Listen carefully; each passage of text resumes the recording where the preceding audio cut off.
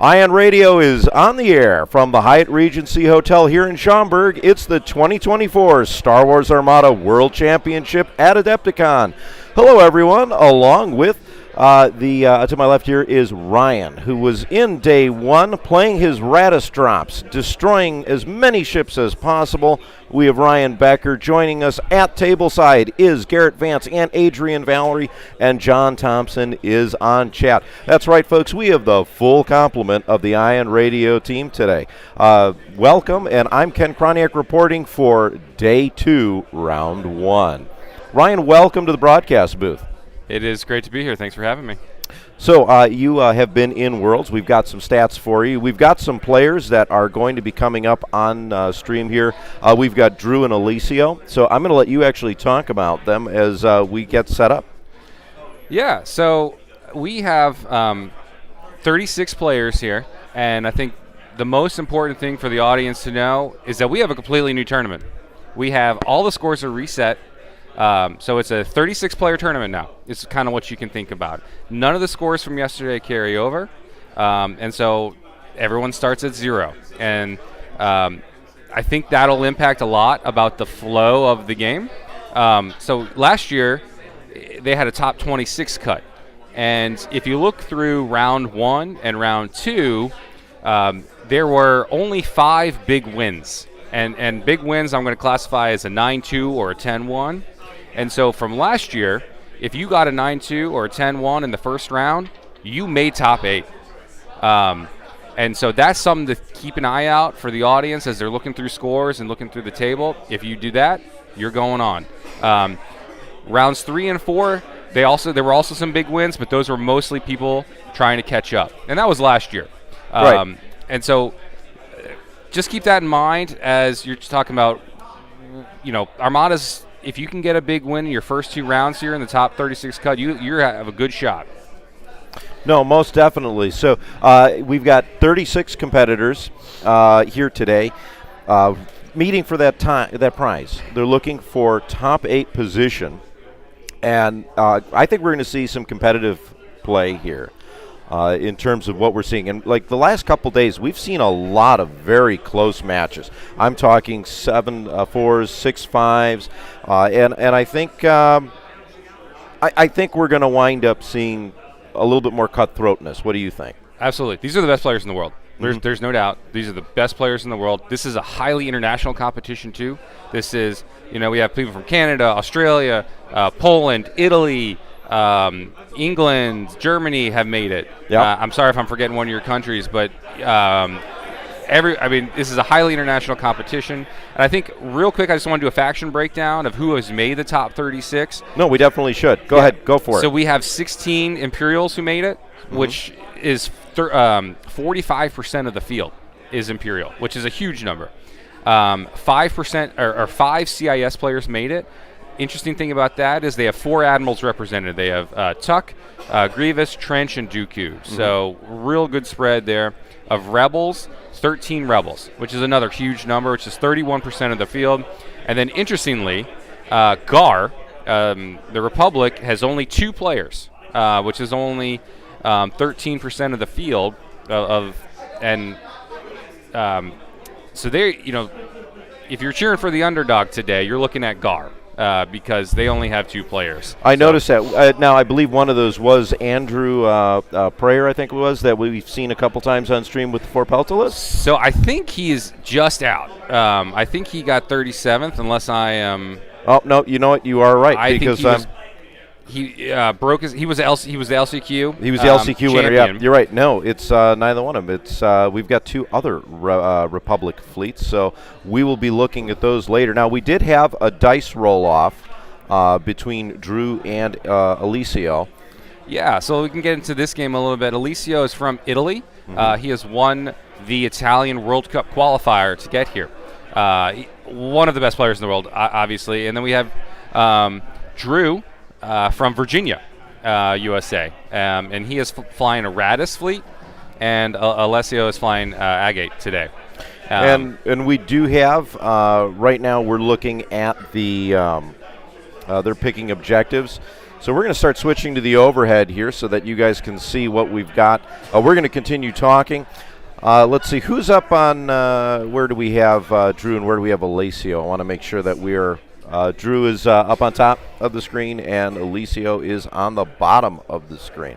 Yep, just so everyone's properly oriented to the action. Now, interestingly about these fleets, Drew has a 400-point Raddus fleet. Normally, the conventional wisdom is that you want Raddus to be a big bid. But Drew has obviously done very well with a no-bid Raddus fleet. And then Alessio has 400 points, Agate fleet. So they had to do a roll-off to see who winds up winning. Who gets first. Or gets the opportunity to choose if they want to have – who gets the initiative, I guess, in terms of picking – who's player 1 and who's player 2. Absolutely. Should we go over these fleets, or do we have more stats you want to talk about, Ryan? We're good for stats. We can kind of sprinkle them in as the action goes, but let's go over the fleets. All right, sounds good. Let's see. We are playing Intel Sweep. Intel Sweep is a great objective. As second player, you have the opportunity to score up to 75 points. It is which puts you in 7-4 range. It is a classic objectives for a player who wants to go second and get you 7-4. So Drew actually won the roll-off, and he picked first, interestingly enough. So Raddus going first, that plays right into what he wants to do. And frankly, Alessio going second and getting Intel Sweep does pretty well too, as well, because he probably wants to go second. So I'm going to agree with you there, especially with the fleet build-out. We are going to go through those here in a second, so that you guys at home know what our fleets look like. And then we're also going to throw up the objective. We're going to go through that specifically as well. Not right at this moment. That will happen momentarily. All right. So if I can start going through Drew's fleet. Why don't you go through Drew's fleet? All right.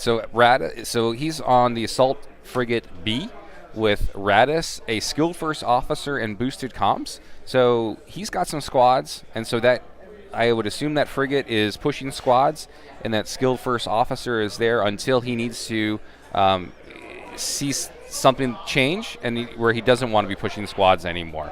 Maybe something goes bad, and he needs to change his command dial, and that helps him do it. And then he's got his big drop. And so he's got his armored cruiser, which I'm a fan of. That's what I flew in LCQ and Worlds yesterday. He's got Ezra Bridger, very interesting officer choice. Boarding troopers, reinforced blast doors, external racks, point defense ion cannons, quad battery turrets, and profundity. That'll hurt. When that drops, that'll hurt. It'll do damage. Reinforced blast doors is an interesting upgrade instead of ECMs, but that profundity will take damage when it drops. And so that is kind of a very interesting upgrade. The profundity is going to drop the Hammerhead Corvette with external racks. Very simple, kind of low points Hammerhead, but that will do with the Confire and the X-Racks. You could be throwing quite a bit of damage there. And then finally, he's got the GR-75 transport with Hondo and CommsNet. That'll be coming, that'll probably be his first drop in deployment, would be my guess. And that Hondo is there to power the boarding troopers, so you can get that off immediately. Definitely our favorite pirate in the game of Armada, right? Oh, best pirate. I'm not even sure. Yeah, is there another pirate in the game? I don't think so. Okay, is Moralo a pilot? I don't know if we can consider Moralo or like Nim a pirate. So they're bounty hunters. Is that what I think they're more, bounty honors. Yeah, Hondo's just everyone's favorite. There's a card that is just. Again, very unique, especially given that you can have multiples of them in a game. We need more pirates because I think more pirates. Bounty hunters are well represented. Boba Fett and Bosk. But let's get back to this squad ball here. So he's got 6 squads, which is interesting. So that means he gets 4 deployments before he has to drop his assault frigate. So he's got Ketsu, Wedge, and Dutch, which are the classic combo. Dutch will proc a squad, so then Wedge can get his six dice off. Then you got Nora, which is very interesting. I wonder how many people in the field brought Nora. Drew might be the only one. That's a really unique squadron to watch. It gives you an extra shield off the front on a critical hit, and so it can work well with something like Gold Squadron and Ketsu to really start shedding shields very quickly. I think that's an ingenious addition. So, and underlooked. So Nor's definitely overlooked. And then we have Gold and Rogue Squadron to round up a 400-point fleet. That's an impressive list, and you can see why that Drew managed to make his way here into day 2 of the tournament. So while we've looked at Drew's list, I'm going to take this moment. We're going to take a look at Alessio's list now. We still have, we're looking at things. These guys are getting, I think we're waiting actually for time to start. Or, I think official round starts in 2 minutes, it looks like. So we're ahead of time, but this is good, Ryan, because we were able to give some stats and everything else. We're going to take our time getting into it. We're starting up now. All right, time is officially started, so we are going to continue moving forward here with fleet lists, and you will be able to see Alessio and Drew put items out on the table as we move on. And again, we've got Garrett and Adrian helping us out, letting us know what we have. So let's, while we're looking here, we're getting objectives placed, let's take a look at Alessio's list. All right. So I think we have to start with the Star Cruiser because that is the hammer of the list. So he's got Agate on there, probably taking the, well, it's an interesting question to see what he takes. With the Star Cruiser because it's already got 2 braces. So I could see either another redirect or an evade, frankly. I doubt he takes a 3rd brace, but we'll see momentarily. He's got Expert Shield Tech, so maybe that does indicate that he'll take an extra redirect with the Expert Shield Tech there. He's got Kate and Sholin for re-rolling either reds or blues, engine techs to get to speed 4. A speed 4 large is very deadly. SW7 ion batteries for extra damage. XI7s for drilling through smalls, especially. Trying to get hull damage right away. Spinal for an extra red out the front. And then Moncairns says you can only spend 1 defense token. So that is 166-point Star Cruiser, but it is mean. Agate gives it a little extra bulk to try to survive. And so what he wants to do with that Star Cruiser is snipe something off the board, hopefully something above 60 points, and then get out of dodge before it starts to die. The rest of Alessio's fleet is 5 activations. So he's got a Corvette, a CR-90A with Ezra Bridger and TRC, just a little extra damage. Another naked Corvette with TRCs. And then 2 GR-75s, one with the Ahsoka and munitions resupply, and the other with CommsNet. So he will get all the tokens that he needs to power his Star Cruiser. He's got a very interesting squad ball. It features 3 aces, Shara, Tycho, Lando, and 2 VCXs, which the 2 VCXs are going to play very nicely with the objective choice that he's got. So there's our set of fleets here. We've covered those. We're going to actually transition here, get more again of the play field, and let's talk about Intel Sweep. Yeah, so there are going to be 5 objective tokens that are placed. It looks like we have 3 on the board right now, and Drew is placing a 4th. So what happens is the second player gets to place the first one, and then it alternates from there. So it's a huge second player advantage because second player gets to place 3 of them, while first player only gets to place the 2. Taking into account that Alessio's list has 2 VCXs, that means he can get his Intel Sweep objective anywhere he wants, pretty much. Right. And Drew's kind of at a disadvantage here from an objective standpoint. I think it's also worth noting that there is 1 victory token at stake here. Or not so much 1 victory token, because it's if whoever has the more, there's the handshake. We're going to get going here in a second. All right. But what I was going to say is whoever has more of these victory tokens collected gets 75 points at the end. So there are 75 points, objective points, at stake in this game. One sneaky thing that Drew could do, because Drew has Ezra Bridger, and so what on his profundity. So Drew could do an aggressive drop into, if you see the bottom left objective token is on an obstacle, And so what Drew could do is if he lands in, in within 1, he can Ezra, or he can move the.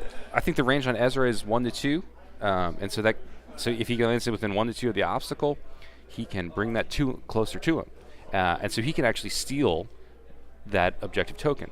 If he can't do that, at least he can make Alessio think twice about that and put that in play. And that's a really sneaky, sneaky thing. That GR75 was put in at speed 2. So we're keeping tabs on everything. And we've got some good paint jobs on some of our pieces here as well. And we're going to see as we go. Ahsoka's GR75 at the bottom there is now at speed 1. I love the painting aspect of the hobby. I love to see it play against the painted fleet. I think it's really underrated part of the hobby, and it's always nice to have paint jobs on screen. So it looks like now the fighter deployments are coming out. Each player kind of in a very classic maneuver. I believe that's Wedge and Dutch. Mm-hmm.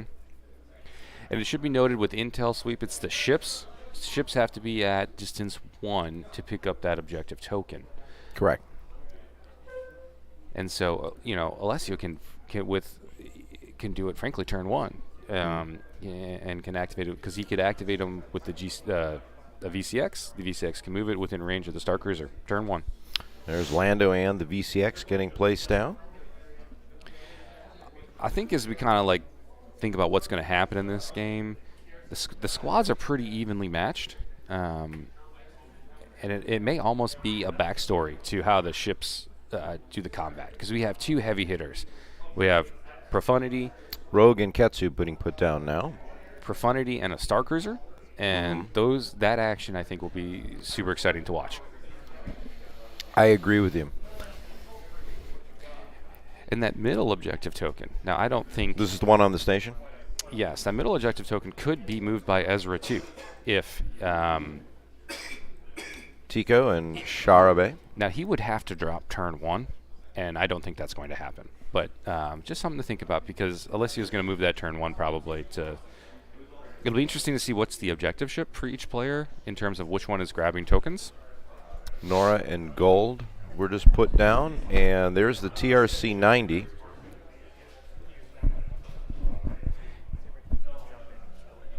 And important to note with Intel Sweep, it's one ship that you pick will grab the token. Mm-hmm. Right. TRC 90 is at speed 1.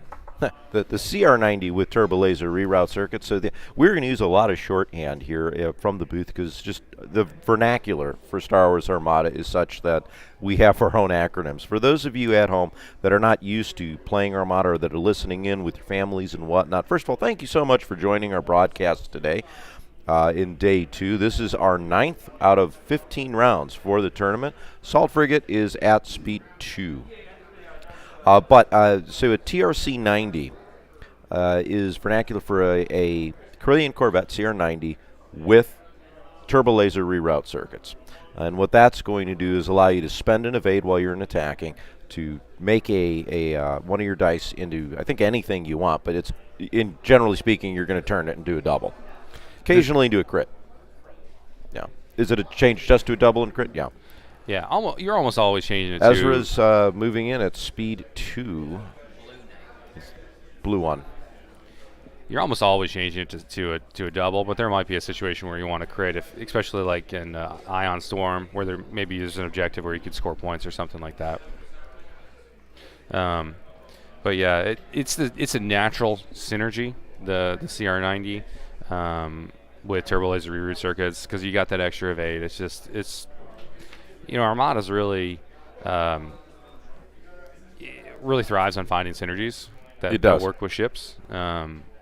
Here's the TRC 90s. I think the armored cruiser works excellent with boarding troopers, because you get to do 3. Oh, and here it's interesting to note how the GR75s are deployed.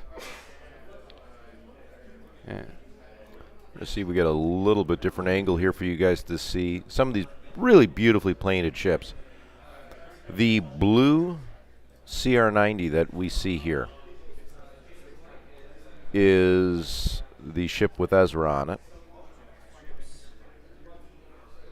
Again, in chat, if you guys are interested or have questions on status of ships, what's going on, let us know.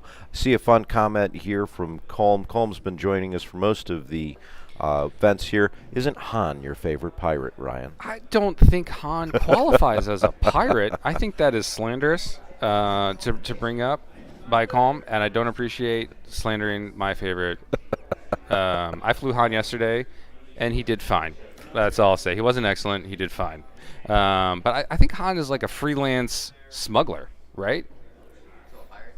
Is that a I don't know. And from the gallery, Garrett just let us know that Han, isn't that still a pirate?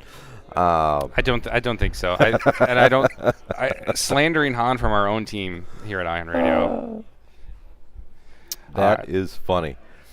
So we are Alessio doing some measurements here, trying to get his fleet exactly matched up. It looks like he's going to have his GR75 sweeping behind his fleet, trying to give him some extra turns of protection. Everything's moving pretty slow, I think. Comsnet GR75 is just placed, is at speed 2. Okay. There might be, one of the things that Alessio may be trying to do is to block the Raddus drop. He might be interested in sacrificing a GR75 to get a suboptimal drop from Raddus. It's something to think about.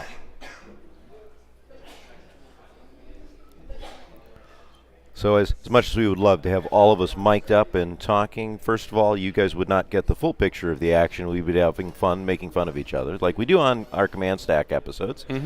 But definitely, we're enjoying ourselves here, trying to get you the best pictures of the action here from the tables that we've got that we are going to be presenting here at Worlds. Again, two great players with Drew and Alessio, and actually all 36 players that we have here that are going to be in day 2. You've got to be good to be at this, competing at this level. Not to say, Ryan, that you are not. You are an outstanding player. I think you had 1 or 2 unlucky games. Well, I played excellent players. 2 of them are who have made it to the top 36. So I had a good run. As John likes to point out, I chose to bring Han instead of Lando, and honestly, that might have been a difference. But I had I got second out of 40 in LCQ, and that's the best I've ever done in a tournament. So I was kind of in my feelings a little bit yesterday. Not making top 36, but these are all excellent players. Moving at speed 2. One thing I did for you, Ryan, is when we were speaking with Will Scheck, when we cut the cameras off, I let him know that Han needs a points adjustment so that you can get him in more lists. That's it. Everyone wants to see that. and as Stephen Bennett says, he's a legitimate businessman. So I appreciate that. Yeah. Really interesting drop here by deployment by Alessio. I think you can kind of see, he's flying away. Yeah. And so we're going to really, that will shift the momentum of the game to a slow game. Raddus now, usually you like to drop Raddus turn 2, turn 3. With that deployment, now we're talking Raddus drop 4, round 5 even, because he's clearly flying away from the drop. But he knows he can grab his intel sweep tokens. It'd be interesting to know if we can find out what the objective ships are. Salt Frigate is the objective ship. Okay. For Alessio's fleet, or for Drew's fleet.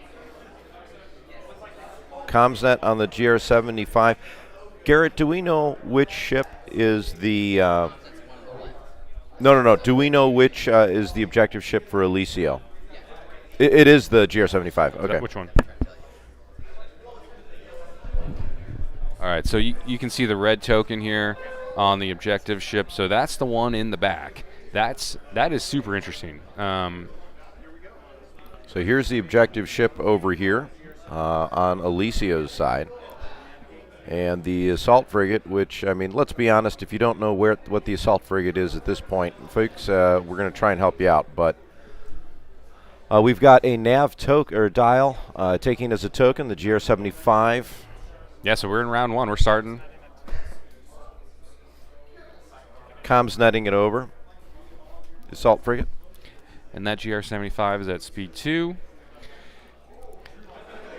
making his move. We're in round one first. Here we go.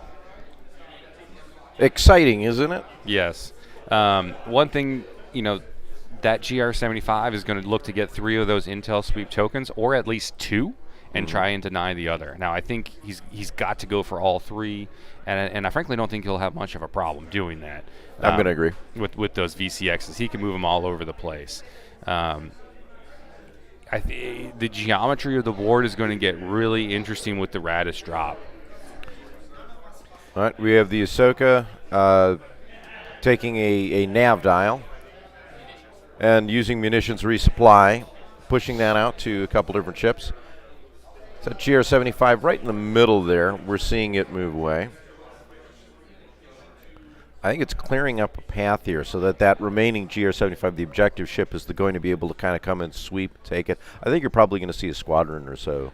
Yeah, so either the CR90, we got speed 2 here for the GR75, but that CR90 is either going to Ahsoka into a squadron token to grab that VCX to get it, or the GR75 will have a natural squad token. But it doesn't have boosted comms, so it'll probably be the CR90 to help drag that VCX over to claim that token.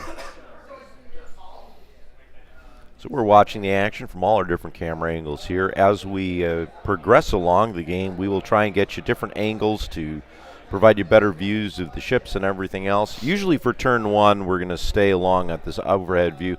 Salt Frigate has a navigation dial. Looks like it's still at, they Looks might like do he's a spending speed the change dial. here. Yeah. He's got the token from the GR75, so he's going to spend the dial, get a little extra click if need be. Looks like we might jump to here to speed 3. Yeah, he's got to force the action, right? He's got to make it uncomfortable. Well, he is player 1. Right, and with that Star Cruiser there, it makes a lot of sense because you got to catch up. Right. That Star Cruiser can't skate away the whole game, but it's just whether you can get to him by turn 4 or turn 5. So now let's look at this from a perspective. We'll probably do this throughout the game, but we're getting some information here. Assault Frigate is now at speed 3. Yes. You're a Raddus player, so now you're looking here.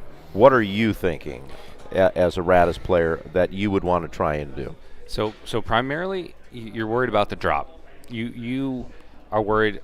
Is someone going to screen the drop? Ezra CR9 or TRC90 is activating with a navigation dial. So or doing Ezra first. So he's moving the obstacle to grab the token. Yep. Classic move here. So they're going to be able to pick it up upon activation by the GR75, the objective ship. So as a Raddus player, what you know is you have to practice your drop. And what I've learned is a good rule of thumb is you take your ruler, your close, medium, long range, and you have about an inch on either side of that ruler. And if you can get that distance measured right, about an inch on either side, you can get into close range onto whatever ship you're blowing up. Now, this is points, right? So we're dealing with points. So we know Alessio probably is going to get 75 points from his objective. So what he's got to do is, how do I get more than 75 points? The Star Cruiser's the natural thing. So you think all or nothing. 3. My trick is to take that out. Or you try to say, all right, I'll pick up the squads. He's got 80 points of squads, and I'll pick off a CR90. And so then now you're talking, maybe I can pull out a 6.5. But it's a difficult position for Raddus to be in. GR75, it's taking a nav token. So if you were looking at, Alessio's list, and I'm looking at right now where you might be able to score some points. I mean, you do have about 80 some odd points in squadrons. If you could pick off one of, let's just say, maybe not the Ezra CR90, although that one's probably the more likely one to have a shot at. It's another 50 points. So you get a couple squadrons, you're about even, like you said. So you really want to go for that Star Cruiser, which is worth a bulk of the points at 166 points. I think that has to be the primary objective until you can't get there. That MC80 showed a nav. It takes it as a token. It's going to stay here moving along the side. I'm going to switch the camera angle just so that you folks at home can see where we sit relative to the edge of the board. Plenty of room. Plenty of room. But I have my suspicions we may see some close flying to the edge of the table in some cases. Yeah, so, it's really, I think, can you get a drop in by turn 4? Right. I think that's going to be the key thing, and we'll have to keep that in mind as the rounds progress. The CR90 took a nav. And Ahsoka's taking the token, making it into a Confire. Taking the Confire into a nav token. Here's a great thing to show off. Alessio's put his ruler out there. And this is what I'm talking about. When you have that ruler on the table, that's how you're judging distance about where can I drop. Because I get 1 to 2 from the flagship, and which with a large base of the profundity is a huge drop area. I don't think Alessio is going to really go for a screen. It's more flying the MC80 in a safe position. And so what I think you're going to see is you're going to see that assault frigate next turn straight to the board at a perpendicular angle to the board and just fly straight there. And by turn 4, turn 5, we'll have to see how the drop goes. So this may be a positioning for the first 2/3 of the game, and then 2 really fast and furious games or rounds at the very end to see what can be taken out. I agree. This is a game for the folks at home where you're going to see a lot of that really technical strategy, especially with the folks that really know their fleets, and then we get the dice roll. So we may the dice cam may get a break this game. Yeah, we'll just have to see. There may not be very much dice thrown at all other than for squads. And now we've moved into the squad phase. It's really just positioning right now. Alessio's going to keep his A-wings, I guess, in a position to intercept. VCX there, moving the token. With strategic. Able to move it 1-to-1. Yep. So that GR75 is going to pick that token up next turn. And the way Intel sweep works, it's all or nothing. Right. It's not like each one is 15 points. You got to get 3. You get 75 points. I have been in. There's the other token moved with the other VCX. I have been in one Intel sweep game where we only 3 tokens were picked up. And 1 by 1 player and 2 by myself. Just because of positioning, you were able to knock 2 of them out of the way, and they no longer mattered. And when you're in a position where you can't get that, another 2 tokens, or you can't, it's almost not worth continuing it. Then you already have the 75 points in hand. Yeah, I mean it's just a very difficult position for Drew to be in with Intel sweep and 2 VCXs. I don't know what the other objective choices were. But this is probably the lesser of the evils. Of the evils, I think. 'Cause I'm almost certain. I've played Alessio in the past, and almost certain he's got advanced gunnery. And that's a non-starter with an assault frigate. You're not going to get good value out of that. No, definitely not, because that would tear through a couple of these smaller ships, definitely. And I think you have to, with the advanced gunnery, would you have to actually, for a Raddus fleet, choose one of the ships that's on the table and not the ones you're Raddusing in? Yeah, so you can. It's the same with Most Wanted too. So you can only choose the Raddus, your flagship, generally speaking. You can choose a GR75. A lot of players will be clever to save points on it. So you're like, all right, but if you kill this, it's only 36 points instead of 150 if you kill the assault frigate or something. Right. As you can see, that GR75 is perfectly set up to take that objective token turn 2. That's Tico and Shar being moved around. And then you can almost see the flight path perfectly to where that GR75 will be turn 3 to pick up that objective token. So, I think it's almost safe to say you could probably put 75 points up on the board. On Alessio's side, yeah. I suspect you are correct. But, I mean, that's part of the thing when you're choosing the objectives for your fleets. You want to pick objectives that will be advantageous for you as second player. I mean, you should be doing that anyways. But especially when you have builds like this where you know you can kind of screen your one, in this case the objective ship, which is that GR-75, away from being destroyed. What are those?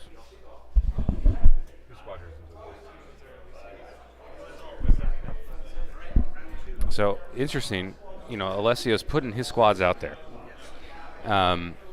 So this might be an opportunity for Drew to pick up some points. I think Drew's got the superior squad ball. He's got about 14 more points in here.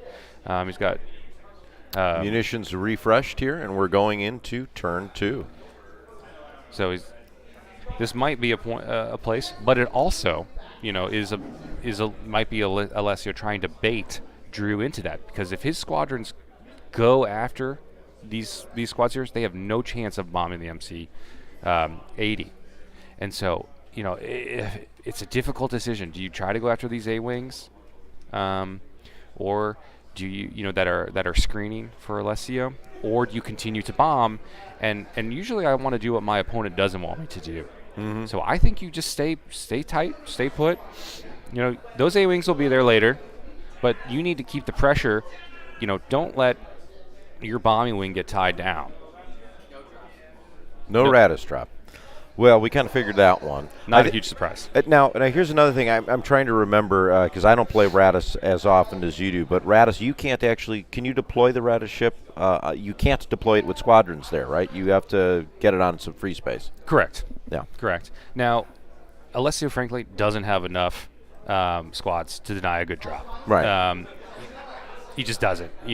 I faced a CIS yesterday with 10 squads, and and 10 squads weren't enough to deny a good drop. So it is very hard. It is a very difficult skill to deny a Raddus drop, and there's no reason for Raddus to drop right now. You've just given me a challenge, Ryan. I'm going to find the 18 Z95 list and prevent Raddus drops. I'm just going to work on that for a while. Yeah, I mean, it can be done, but it's just... Why? Yeah, I just don't think... As the game progresses and as the rounds progress and things start to get a little bit further apart from where you're initially set up, spots open up. Mm-hmm. So I don't anticipate him being able to use the squadrons to prevent. He's only got six squads. That's not enough to prevent an optimal Raddus drop. What's going to prevent the optimal Raddus drop is this MC-80 running away. Yeah. Which is, I mean, you're right. They're running around. You're going to run around in a circle. It's going to hit the corner, the edge of the board, and while you're playing catch up as Drew, moving your ships as fast as you can, trying to get one of your trailing GR-75s or maybe one of the trailing CR-90s. You want to get that Raddus drop because that's going to be one way where you can push a ship forward pretty far. It's going to be really interesting to see the dials, whether Drew put a squad dial on his GR-75, because that'll tell us he's going to try to pick up these points. And Shara Tycho, 33 points. His squad ball can probably pick that up in maybe a turn or two, and still maybe be in a position. So if we see a squad dial on GR-75, we know Drew's going to try to pick up those 33 points, close that gap from 75 points to 33. So we are finding out here in a second here. He is activating. He does have a squadron dial on the assault frigate using skilled first officer. So discarding that first dial, showing a squadron as the next one. Looks like he's going to go do his attack. He's using the dial, and we've got 3 squads, right? Yep. So here he's going for it. Yep. So this is going to be fun to watch and see what we have. So we are going to get some dice rolls here early on.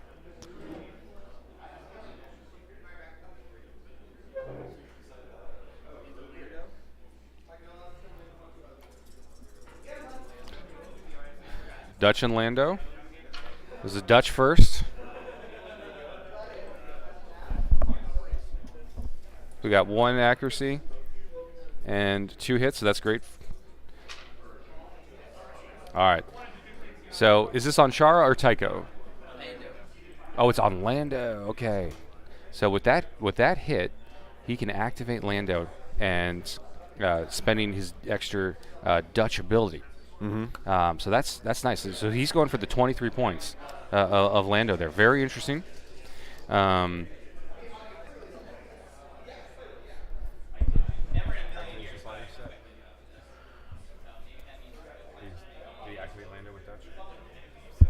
So now he sends in, this is the Super Friends, so now he sends in Wedge. So There's Wedge to get the extra. Because he's activated Lando, so Lando will not get to shoot this turn. Yeah, he won't get to shoot because he's activated. Right, he's been activated. By Dutch's ability. That is a good pair. That is a combo I like flying, Dutch and Wedge. So here comes the Wedge into Lando. Should be 6 blue dice, I believe. Yep. And we've got, there's 3 hits in there. We got an accuracy. Accuracying the brace. All right, so I guess he means he's got a red brace. Yep. So he's got to choose do you to spend want to it. choose to spend it out or take 3 damage? All right. Red brace is gone. Interesting. So he spent the into nothing.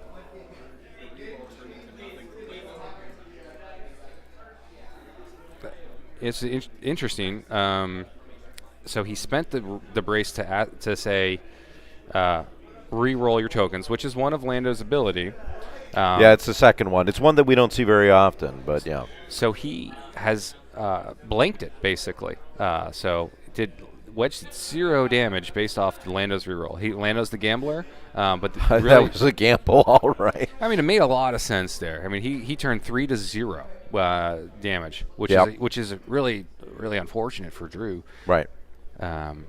So maybe Drew's rethinking to see what was this 3rd squad he's going to activate here.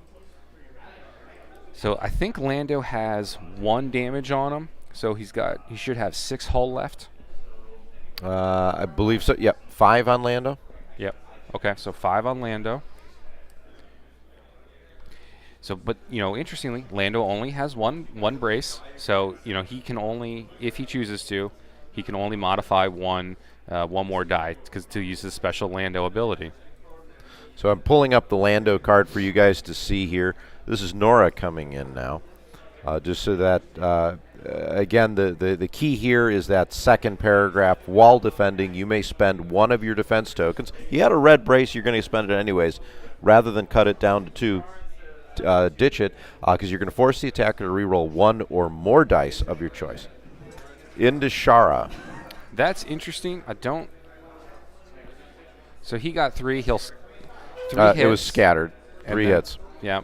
Interesting. I don't love splitting fire. And we brace that to 1. So that was Shara's counter. She got 3 hits. Yeah. And I think braced to 2 with Shara getting 3 hits on the counter. Very interesting to split fire. I would prefer to have seen maybe Drew focus Lando down. Now we're doing some flacking. Flak 1 on Tico. That was scattered away. Maybe the only squad who was in there to flak. So not like a great, activation on there, other than you got to activate Lando. Right. Which will help win the squad war. So if Drew can win the squad war relatively cleanly and maybe drop and take out like a CR90, he has a shot. Oh no. Drew forgot to pick up his objective token on the assault frigate, which you have to do at the reveal dial stage. At the reveal dial stage, yeah. So that is unfortunate. And frankly, I don't know that it's going to matter, though. You're absolutely right, Ken. It wasn't going to matter. Like I said, we should just assume Alessio's got 75 points. Got the 75 points. I'm going to agree with you there. If I was playing against Alessio, if I was Drew, I would be looking at this saying, I don't even care about these objective points anymore, or the objective tokens. I've lost 75 points. I need to make that up. I agree going after Lando would be a good thing. I would have continued fire into Lando, trying to take him down as quick as I can. It might just have been a matter that he wanted to he's going to follow up with the rogue squadron, maybe potentially, Ketsu and Gold are probably going to start to proceed towards bombing. Mm-hmm. So it's a tough choice. but that's the one that Drew made.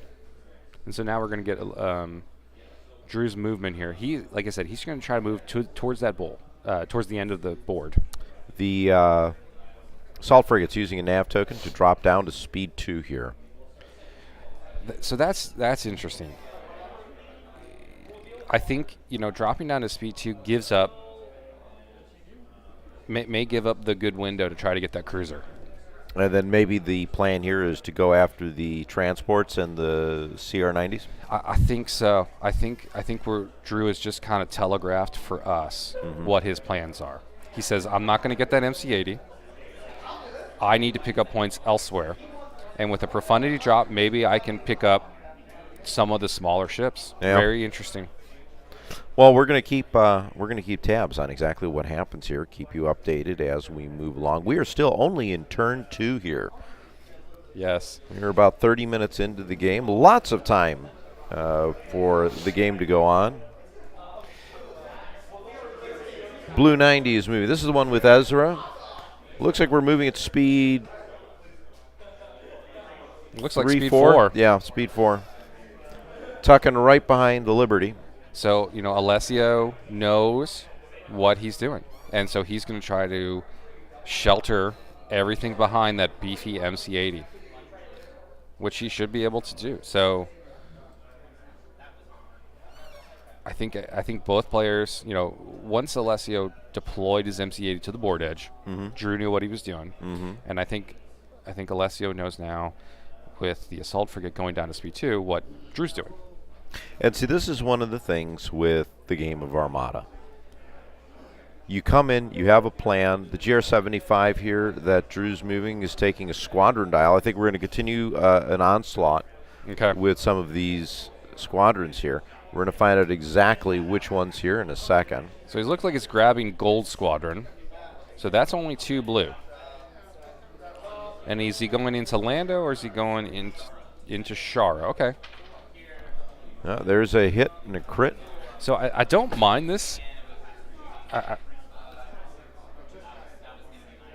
That's Shara's counter. Yeah, Shara's counter with 2. For 2, right, because of the crits count with Shara. But I don't mind. Shara's now to 3. Shara, a two dice for a Y-wing is kind of uncomfortable for an A-wing because for Shara or for an ace, really, because you're like, well, I have one damage. What do? I don't want to blow my scatter on that, right? All right, Shara's making an attack now, or this is against Shara. Rogue into Shara. No scatter, take 2. Does Shara have a brace? Here's the counter. 2. Shara's now done what she did, brace that. Okay. 1. And then Shara returned 2. Yep. So Shara's being focused down. Shara has 2 health left. We're going to definitely see here. So the squadron battle is definitely going to be the highlight here, I think, of this game. Yeah, I think Drew made that call early on. It's, might turn out to be the right call, that he can pick up these squadrons. And I think he's right. He's got a better squad ball. He's activated Lando, which is huge. And so he thinks, all right, I'm going to pick up points here and make it uncomfortable for Alessio. I think he made that decision, and that's where he thinks he can pick up points, which is what you got to do. Right. And right now, Alessio's picked up his second victory token. There's one more right in front of him. He's going to make this move. It's just off the bottom of the screen, but we're going to see him kind of easily pick in there and fit in that slot. GR-75 with that nav dial.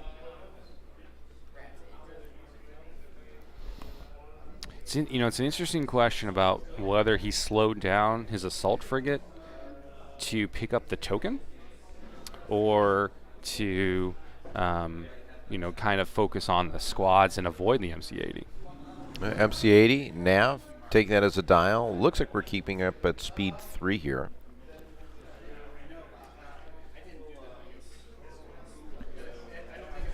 So it looks like the GR-75 forgot to move. No, GR-75 moved, just kind of tucked in there. They forgot to move. Oh, they forgot to move that one. Yeah. All right, so he's going to ram his GR-75 here to kind of do a speed 1 maneuver, get an inside overlap. So the GR75 takes 1 damage, stays close to the squad fight. There's a ram. And we got our first bonk of the game. Engine techs. So that's on the Liberty, correct, Garrett? So the MC80 is frankly gone at this point. I don't think Drew wants to hunt it down. Maybe doesn't think he can take it down, frankly. Here's that blank TRC-90, the non-Ezra ship. Nav dial, taking that as a token. Oh, using the dial-and token, I'm sorry. It looks like it's kicking up to speed 4. This is one of the most maneuverable ships in the game when you look at how this thing can move. Yeah, look at that ruler there. Yep. And Alessio, just one of the best flyers of CR90s in the world. Just knows that ship like the back of his hand. Really great. Here's Alessio's GR75 showing a squadron dial. And we've got a shot. 2 hits. Didn't quite catch which one that was on. Shara into wedge. I think that was 1 damage. Tycho into wedge now. Gets 1. Wedge takes it. So Wedge needs to try to live. He's on 3 health. Tycho's gone with his ability. Wow. Not what I was expecting, but you know what? Hey, that's going to happen here. Wedge is down to 3 hull now. So Drew really needs to try to get to activate Wedge. I believe that Shara's at 1 now. Okay. That's huge. Shara's at 1 health. Pretty sure that VCX was just moved in terms of the tool. We'll find out here in a second.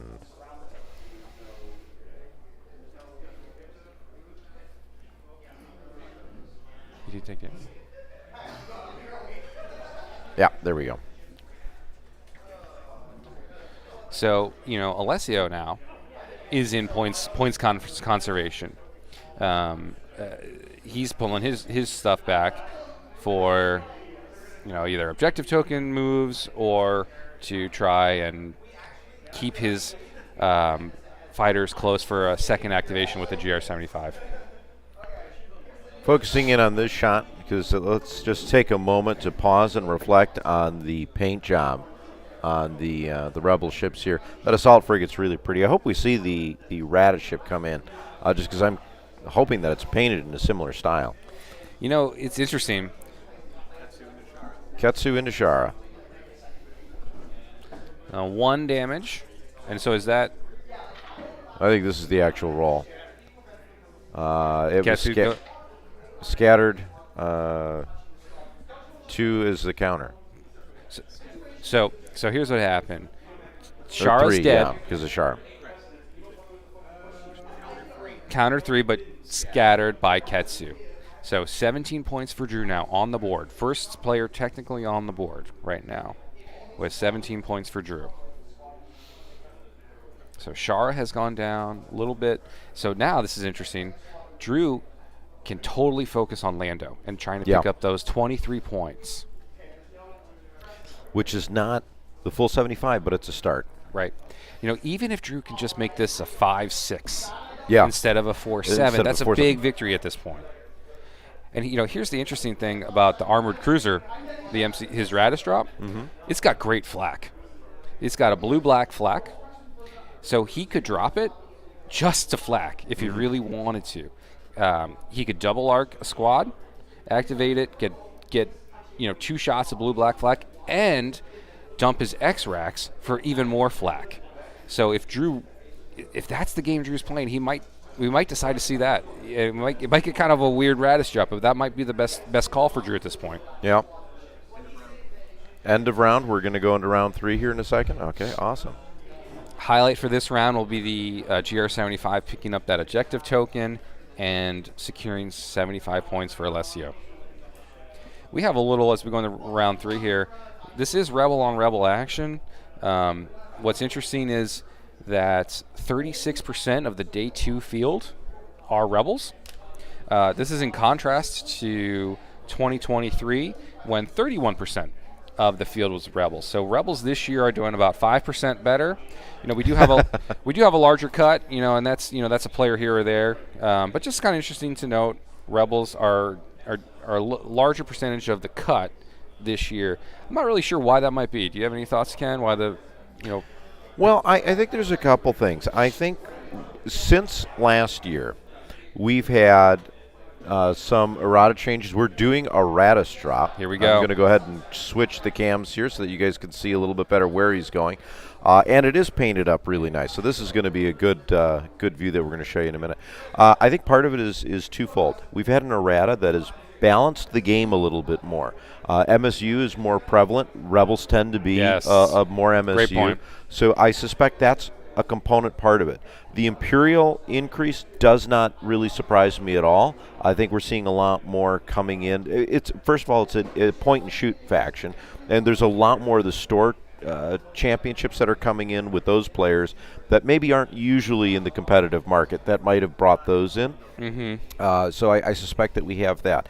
The Gar fleets don't necessarily surprise me that they're low because I think a lot of the people came in with the heavy Anakin, the pre-errata Anakin, and then trying to scramble to find a new fleet. They may have gone to an Imperial as an alternative, or they may have stayed within Gar and then changed up how they were going things. CIS seems to be about the same. We have the minor increase in Rebels. I think that's because of the balance factors. I absolutely agree. Old Anakin killed MSU, and with him coming back, he gets to, you see a proliferation of MSU, and to what you're saying, Ken, last year Imperials made 38% of the top cut. This year it is a whopping 50% of the top cut. Got it. Okay, so here we are. This is the action. This is Raddus' trick. This is what you pay 26 points for. So it looks like he's making bad. He's trying to force choices, and so he's trying to set up a double arc maybe on that 75 or a double, or at least he's got 3 ships there. GR75. 2 GR75s and a CR90. My guess is he's going to pick a GR75 and try to blow it up and pick up those points.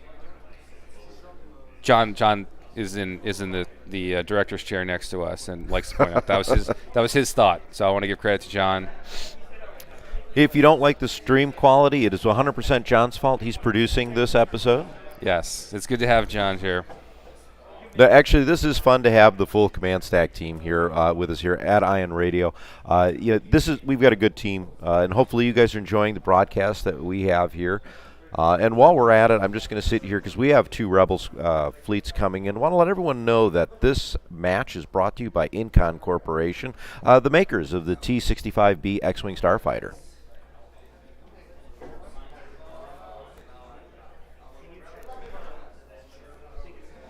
Still looking at this Raddus drop here at the top of turn 3. Making sure that we've got everything here. I think it's, again, you're right, lining up for what's going to be the double arc shots, what's going to be obstructed, what's not. Of course, thank you for correcting me. It's 45% of Imperials were part of the cut this year. I'm not sure where we have a number. It's hard to do stuff live, so I appreciate that. I don't mind the correction at all. We're doing math. When we increase the size of the Ion Radio team to 15 people, we'll have folks behind us crunching numbers, getting us that information. All right, so here comes. Here's the profundity drop with that hammerhead. Yes.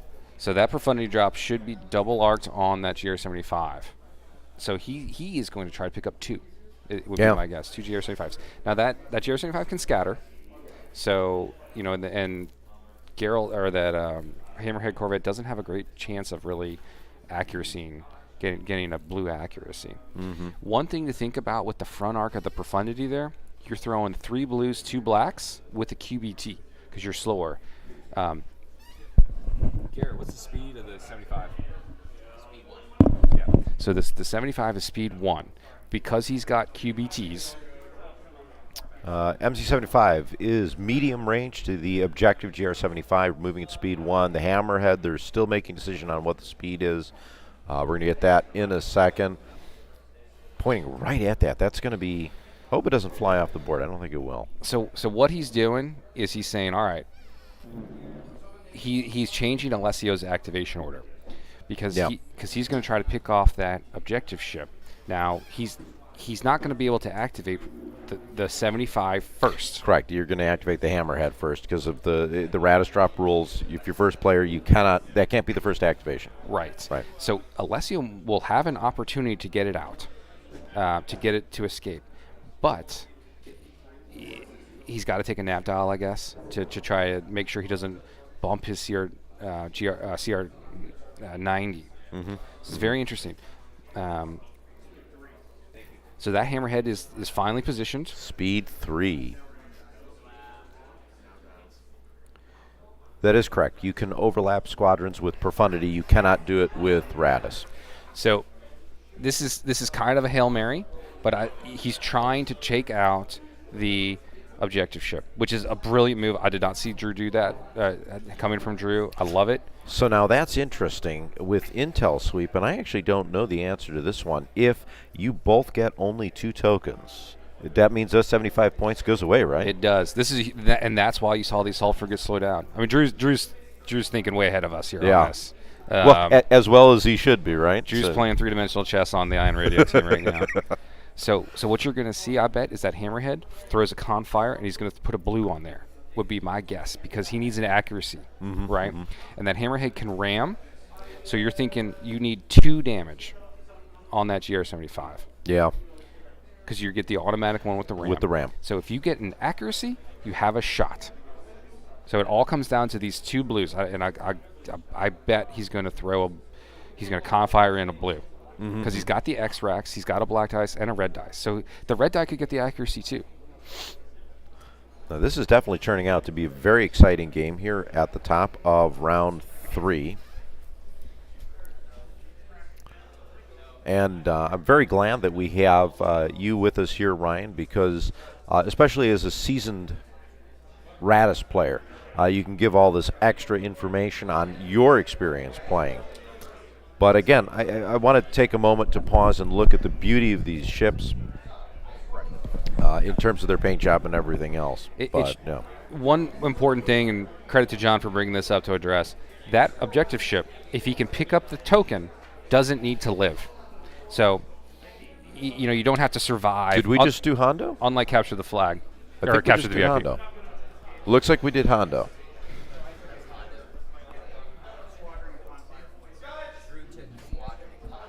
Drew took Squadron and Confire. Looked like that was placed down. So the Squadron goes on the Profundity to get the boarding troopers. Right. And that Confire, that crucial Confire token to re-roll that blue if he doesn't get an accuracy. Right.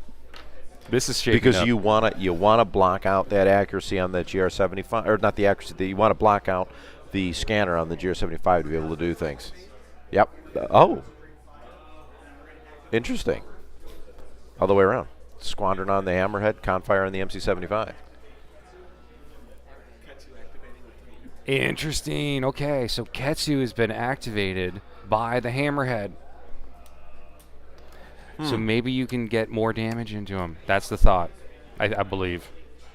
I'm going to say this is, again, you aren't kidding. Drew is playing 3-dimensional chess, and we're still playing checkers. Right. This is why Drew's in day 2. Wow.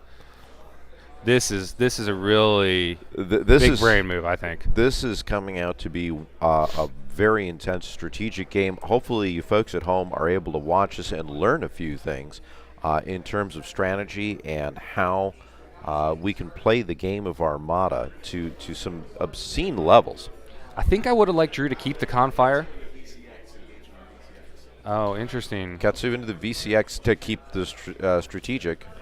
I wonder if maybe they've measured and the objective token is out of range 1. But it doesn't look like it is. So that's an interesting call by Drew to do that. Maybe Drew is just trying to get more points, right? Because with Ketsu's ability, Ketsu's little-known ability, right? She slows down squads. But although the VCX couldn't get away. Interesting. A lot of stuff happening here. We got a roll. 2 damage into the VCX. The GR75s are moving at speed 3. The Hammerhead is so side to side. trying to get a scatter. 1 black. Blank. Okay. Starts with a blank. All right, so here's the important one with the blue dice. Confire dial. All right, here we go. This is big. Ooh. So he got the damage. So confire. He needs the accuracy. Here comes in the confire of a blue. Oh. There's another hit. And this is why I wanted the reroll token to try to get one more reroll on that blue. Yeah. That's scattered away. That's unfortunate. And he's going to have to move. He's at speed 3. We're going to see where he moves to here. Oh, he's not even going to ram. Okay. Well, he's going to want to get out of the way of the MC-75 so that can kind of come in and not ram itself. But so the important thing, those points are safe for Drew. That hammerhead is not going to die. No, because he's getting away. I would have liked to have seen that Confire token on the hammerhead, just to have an opportunity to re-roll one of those blue dice. Right. I was thinking along the same lines with you here in terms of where I would have put things. But, and hey, maybe there's something that Drew is thinking we don't know about. It might just be trying to pick up squad points so that VCX can't run away. That might be it. Because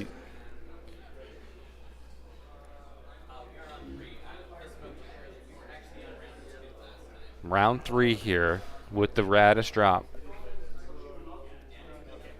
Making decisions here. Alessio trying to figure out what he wants to move, and he kind of has to move. Got to. All right, so he's picked it up. Activating the 1 GR75, getting his point. So he's going to get the 75 points at this point because he's got 3 victory tokens. So now it's 75 to 17. GR75 intel token, taking a squadron dial. Activating some squadrons.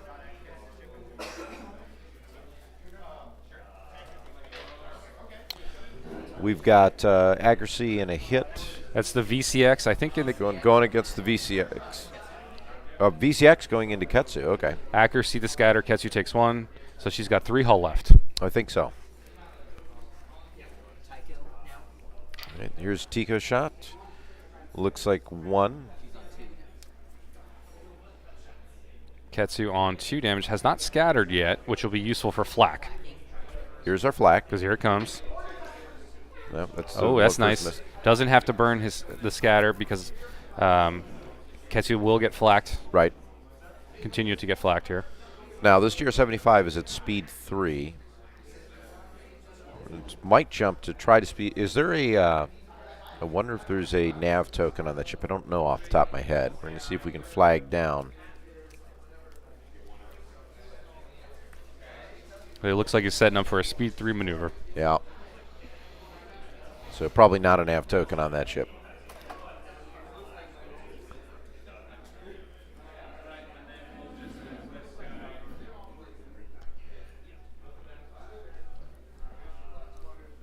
This is really the critical turn.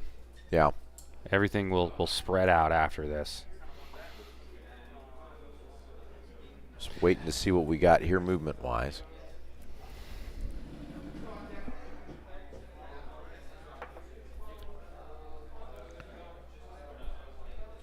And there it goes, speed 3. Now it looks like we marked the CR90, making sure that is sitting where it can go. Yeah, it made that. That's a good move. So Alessio has 75 points. Yes, Alessio does have 75 points. Drew has picked up 17 with Shara. So right now that's 58 points. Which would be a 6-5, which would be a great result for Drew. So I think Drew's goal might be to keep it at a 5-6 instead of the 7-4. It'll be interesting to see how it kind of pans out. What happens next? Yeah. Right, but 58 points. He's going to pick up Lando. So if he can pick up a GR75, you're getting real close. So maybe Drew can pull out a 6-5 here. Maybe. We're going to see. Depends on what we have here. It sounds like the MC-75 is what's activating next. Concentrate fire dial. Great. Side shot into the GR75. All right, so that's... I think. Yeah, so that'll be 2 blues, 3 reds. He's got a QBT probably, and a Confire dial. So he's looking for accuracies. Let's see what he goes. Needs an accuracy. He's spending the dial and the token.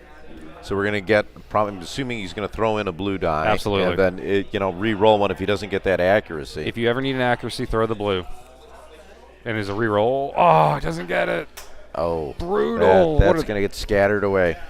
Oh, brutal. That is the one thing you got to say about GR75s. They can survive on those scatters. Oh. We still have another shot here, but we're going to the CR90. Oh, flacking out the front.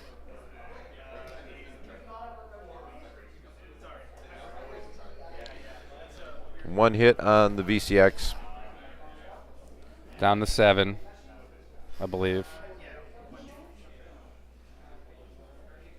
Or actually, Garrett, what's that VCX down to? VCX down to 5 health.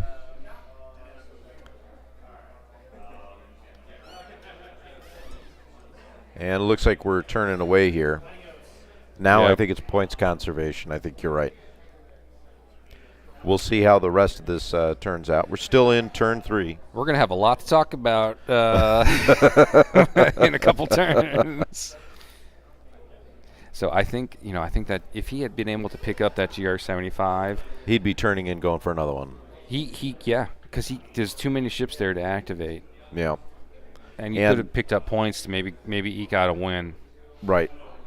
And maybe you could still do something with some of the squadrons, but I don't think there's enough points there. Yeah.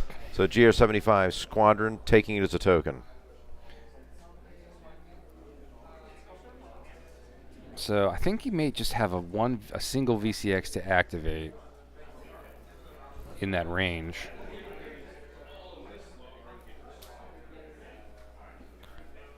Waiting on some decisions here. Munitions resupply. Nope. Changing his mind. We're just going to fly away is what it looks like. Speed 3 on this GR75. I mean, it is a different story. Ooh, jumping to speed. Yeah, speed 3. It is a different story this game if Drew can get an accuracy with either that hammerhead or the profundity. Mm-hmm. I think that was... So the hammerhead had 2 blue dice. Yep. And then the profundity had, I think, 4 with the reroll. So he had 6 blue dice, couldn't get an accuracy. That is rough. Assault frigate showing squadrons. Looks like we might be trying to do something here. Dutch into Lando. No brace takeaway. There's an accuracy. So he gets to activate Lando again. Lando can't move.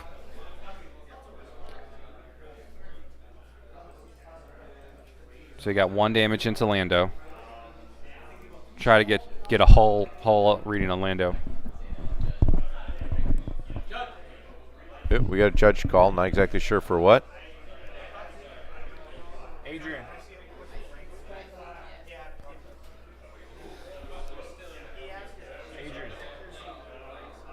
How many hull on Lando?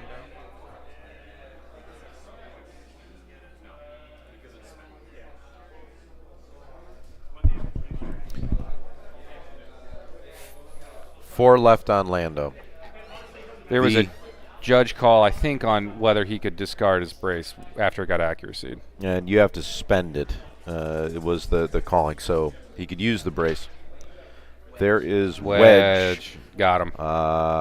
Yeah, because you're going to block the... Yep, he's dead. There goes Lando. All right. So Drew has picked up another 23 points.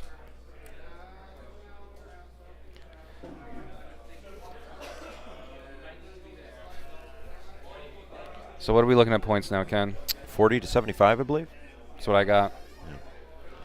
So that GR75 was 20 points, 23 points, depending on which one it was. I can't remember. I think the one that he was going for was the objective ship. So that would have been... I think that was just the CommsNet one. So it would have been another 20 points. Yeah. So not quite enough. But then you would have gone after the other one to pick up another 23 points, and that would have just made it, I think. No, you'd still be 2 points behind because you'd be at 60. No, you'd be ahead at that point. You needed both GR75s. So it looks like, I don't know if Drew didn't flak, or forgot to flak, or maybe didn't have anyone in range to flak. MC80 showing a nav dial, making turning around, maybe looking for more points. Look at how that thing moved. Yeah, just a complete 180. Going for that, yeah. I think we're going to see that that Liberty going for the lone GR75 hiding it in the corner. See, now here Alessio playing a very patient game, waiting till turn 3 to turn in and start and force the engagement on his terms. Now that Raddus has dropped, he doesn't have anything really to fear. No.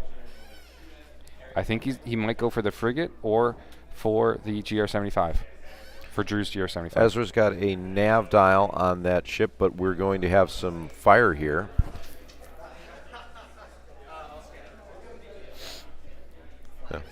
Flak was scattered, jumped out of the tray. They're really rolling these dice quick. They are. And pulling them from the tray, so it's difficult for us to see what's going on exactly, so we're going to relay this to you as quickly as we can.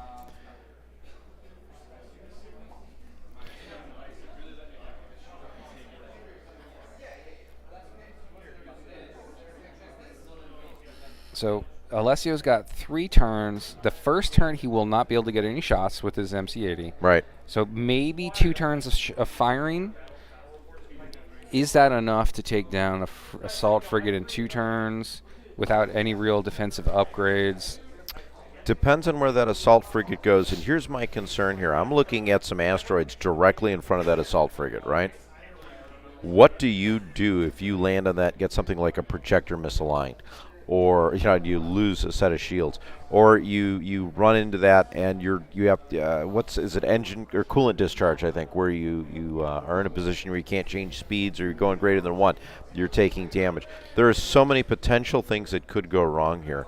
One thing to keep in mind also, Drew is pretty much activation locked, and what I mean by that is he's got kind of a Raddus conga line here. Yeah. So he has got to activate that. Hammerhead first, and then the Profundity has to go, and then the Assault Frigate has to go. So he becomes very predictable.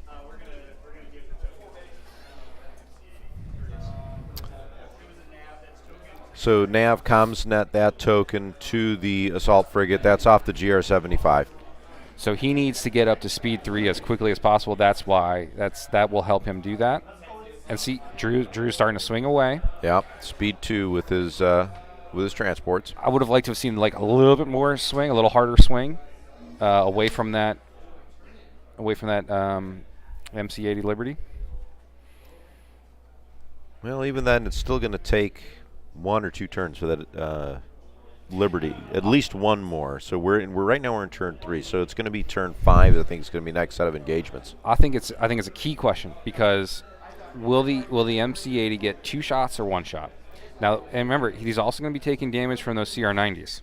Correct. And, with both of them have turbo laser reroute circuits, right. Correct? So, I mean, that's going to hurt. There might be some obstructed shots here because you're going to target the assault frigate because they're not going to catch up with the MC75.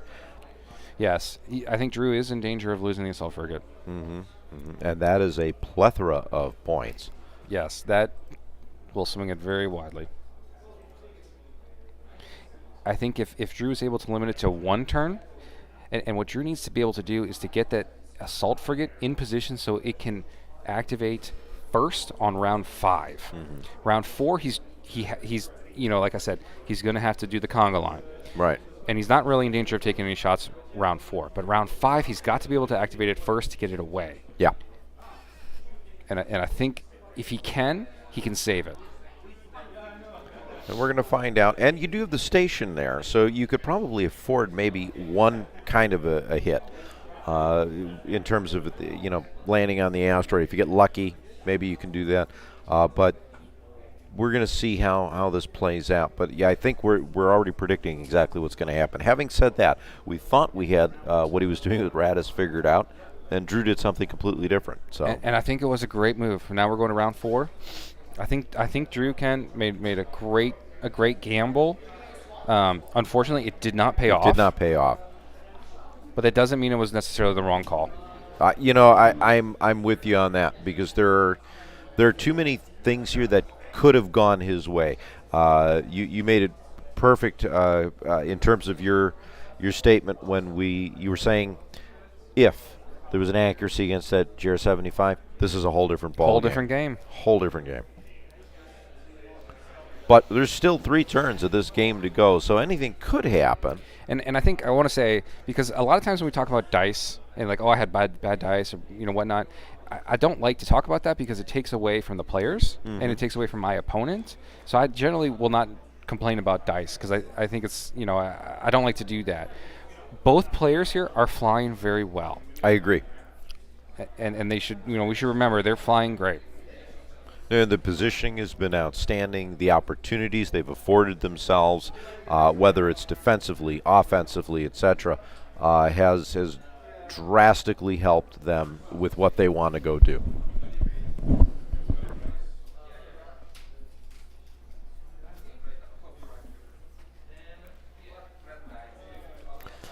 John sitting here adjusting a few of the camera angles. We're going to see if we can't get a little bit better views of some of the battles.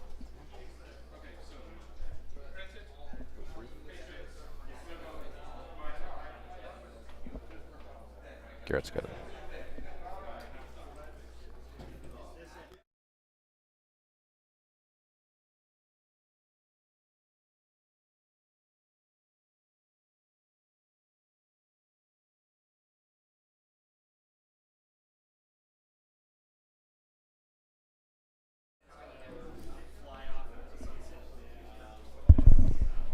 All right, so we have Drew with the nav dial on the Hammerhead Corvette. Yep. And like I said, he's activation locked, right? So he's got to do that. So next, he'll probably activate the Profundity next. Yep. Or maybe the GR75. But it's one of those two he's got to move.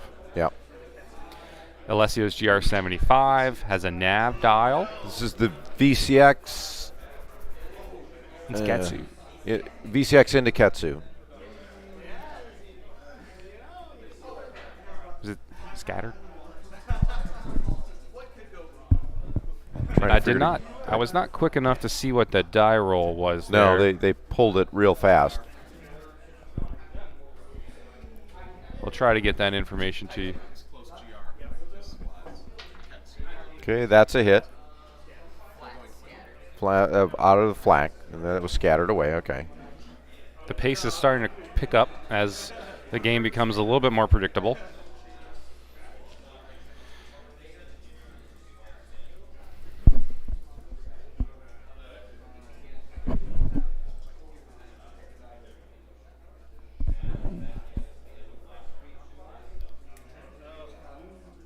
Cheers 75 into a much safer position.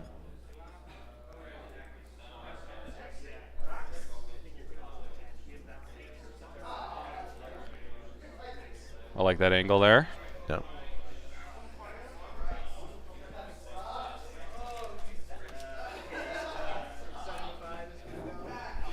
All right, so here we go. Your activation locked. GR75 or MC75 activating.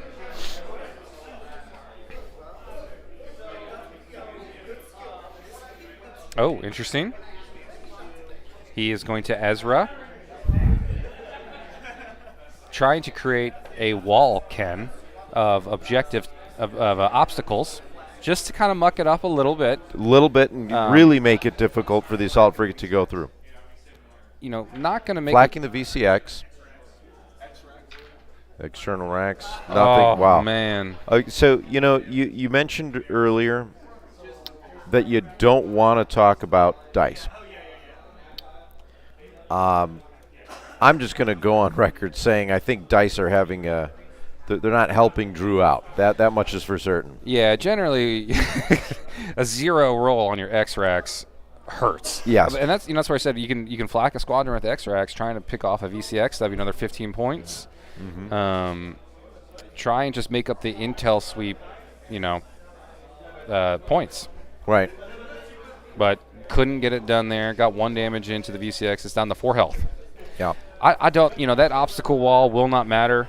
Maybe, obstruction might be the only, the NSC-80 does not mind losing 2 shields. The only thing it may help on is obstruction of die, losing a die. MC-75 moved speed 2 there. And what you're going to see, I bet, is this assault frigate turn away as fast as possible. It won't be as fast because he's got, in all likelihood, a squad dial. I'm going to agree. Soka's got a nav dial. Let's get that. And there it goes, running away. And you see how fast the activations can go in the game once, when all you're doing is moving. Right. You can cut through this game real fast.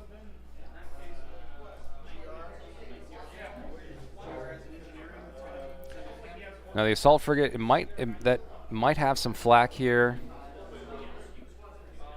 I'm not really seeing Here's much. 75 showing an engineering, pushing that over to the assault frigate. Okay, so he's looking for a little bit more information. He didn't do the assault frigate first. Yeah. He's looking for a little. He wants to know where. Right. Right. He's out activated, so he won't get a ton of information, but he will find out which one of those CR90s where it's going. Waiting to see. Right now, the assault frigate is not in danger right now. Now, it's not out of the realm of possibility that CR90 could get into a difficult spot, and his squads, Drew's squads, could pick up some damage on that CR90. That's an interesting thought, especially since you have Alessio moving in. Inside turn. Taking a nav dial. Ahsoka it to.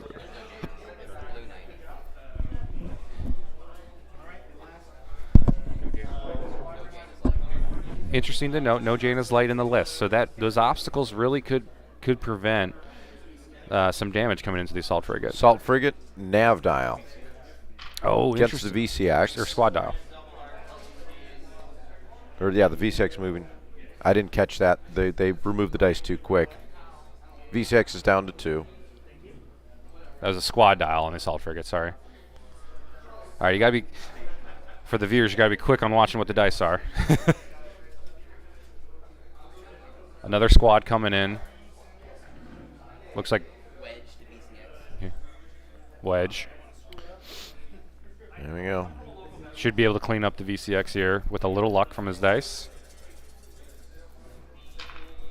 Yeah. Cleaned it up. That'll take the VCX out. So here we go. Another 15 points. So.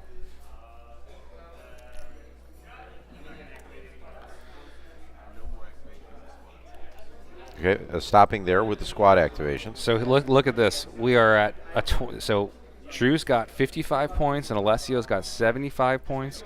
That GR75 was 20 points that he whiffed on. They would be tied if he was able to pick it up. Drew, but that would still keep the game in Alessio's favor even at a tie, because second player on a tie wins. Absolutely. Not much for Drew to pick up now. No, I don't think there's any of his squadrons. Alessio's got his stuff hidden pretty well. Right. So so here's the gamble that you got to look at. Your assault frigate's in a position where it's gonna have to run. Do you take the assault frigate and just move forward, and maybe try and take a shot at one of taking out a CR90? I think that's a bad move, but you're already going to go for now. Do you try to go for a 6-5 and just stay there, turn away, and run, and hope you're okay? You've got to run. You simply have to run. There's especially this points. Early in the tournament. Right, a 5-6 is not a bad problem. deal. No. Not at the beginning. No, I agree. And we're in 5-6 territory right now. It's just interesting to know. Alessio hasn't killed anything. Well, interesting. Is he? So I'm going to stay in the overhead view because, see, now this is something that I would do. Which again, this is where I'm thinking. If you want to try and go for a win, you can move the assault frigate. Can you put it in a position where you can maybe take out one? Because you only have to survive 1 or 2 turns of fire. You are player 1. Can you do enough to maybe take out a CR90? You cannot survive 2 turns of fire. You might be able to survive 1. That's why I'm thinking if you can position yourself to do that. But I think we're going to see here is Drew moving away. You're going to get your 2 rounds. Yeah, but see, then you're going to get 2 rounds of fire anyways. So here's when he had that ruler positioned on the left side to turn into the CR90. I swear, I think that CR90 was double arced when he did that. Mm-hmm. So he could get a double arc on that CR90, and his squads would probably be enough to clean it up. That's kind of what I'm wondering. But it's a dangerous proposition, but if you were to do something like that, let's play this scenario out. You could take one of them out. That's 50 points. That's enough to put you in a win. Now, here's the downside. So right now you're at a 6-5. If you could take out a CR90, because the one closest there is Ezra, that's 54 points. That puts you at a winning percentage right now of about 25 points. If you lose your assault frigate, now you drop to a 4-7. So do you want to win by 6-5 or lose 7-4 is basically where that kind of comes down to. And to flip it around, Ken, Drew only really has 1 tournament point to gain by making this kind of gamble, because he could only, that Corvette is only worth 51, 54 points. Oh, he's doing it. Oh, my goodness He's gracious. doing the gamble.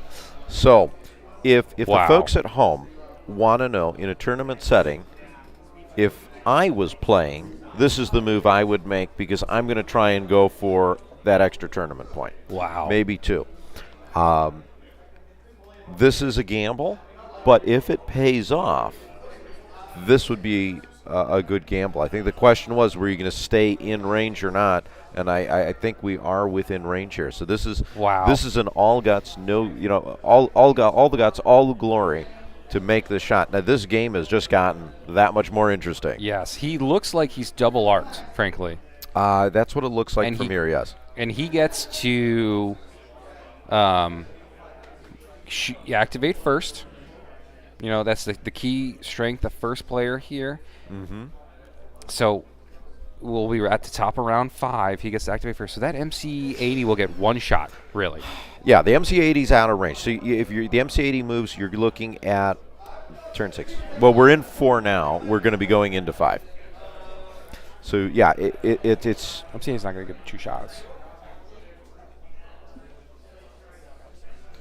The MC-80 is taking a nav, using it as the dial. I had forgotten the MC-80 had not activated. Same here. I had forgotten. Same here.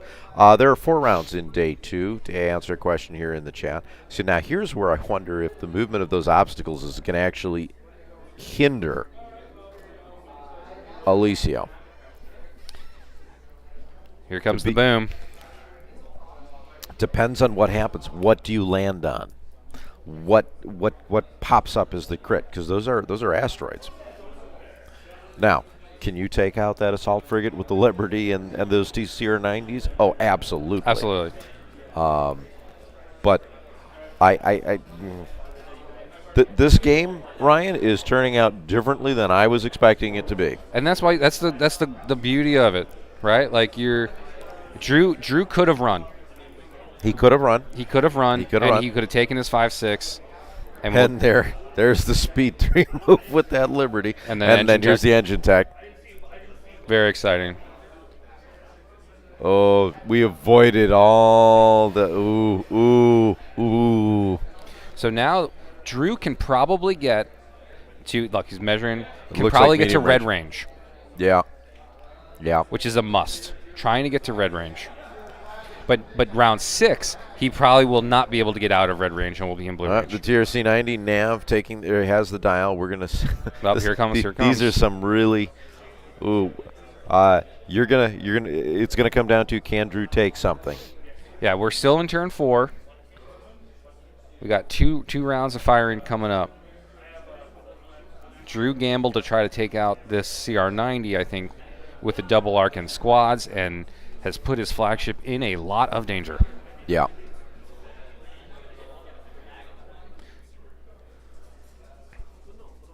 I don't know. This is I'm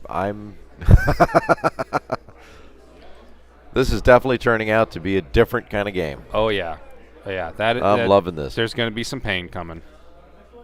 And we still have 2 more full rounds of Armada to go. So now here's another question. With all those squads, the squads could come in and do a lot of damage also. So, this could go so many different ways. This is a good opener for day 2. Yeah, I mean, it kind of makes us look bad that we're not being able to foresee how this game is going to go. Right. It's jumping around. I would not have thought that Assault Frigate would turn in, and that could be a huge difference. So, Bomb. there's one bomb onto the front of the Liberty, I think. And that's not going to do anything. He's going to EST it. Yeah. Expert shield techs. So he that MC-80 is squadron proof at this point. Without the boarding troopers from a profundity, you're just not going to take it down. I think he's just getting close enough to bomb the CR-90. Yeah, so that the next turn you probably, if you've got a squadron aisle lined up, hit the CR-90 as hard as you can with the squadrons, then try to blow it up with the assault frigate, then blow through and try and get over by the GR-75s.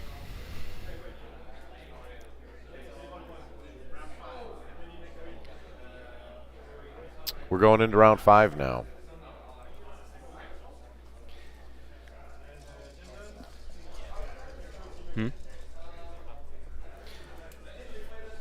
This will be a huge round.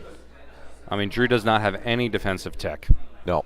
I mean, he doesn't even have ECMs on that assault frigate.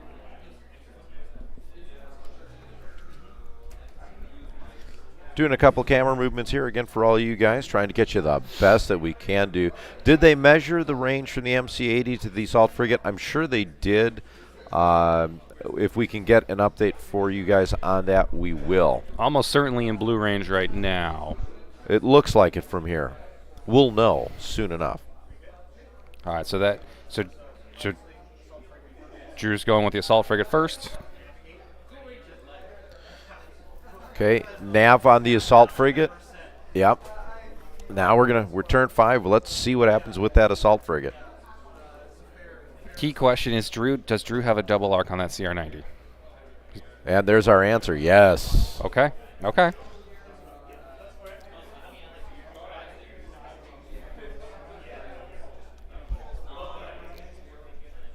good? All right, so we got Okay, front to front. 2 damage. There's Good. 2. Good.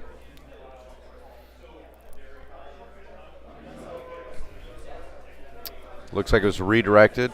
Okay, 2 damage. Redirect to the right side there. No shields on the right. With squads coming up, that's nice to get that redirect spent already. I agree. So here's the front to front shot. Side to front. Or side to front, sorry. We've got an accuracy and 2. No redirect, so that's 2 onto the front. So there's no front shields left on that CR-90. All right, so those squads are going to want to bomb the right side because he's only got 1 shield to redirect on the rear. On the rear. And that redirect already is red, so. So that's good. I mean, that CR-90, 2 rounds of squad bombing probably is in trouble. So if I were Drew, I would try to swing out as wide as I could right now. He's got a nav dial, so he can play around a little bit. Making some decisions here on how we go. Drew has got to get out of of blue range. Cannot land in blue range.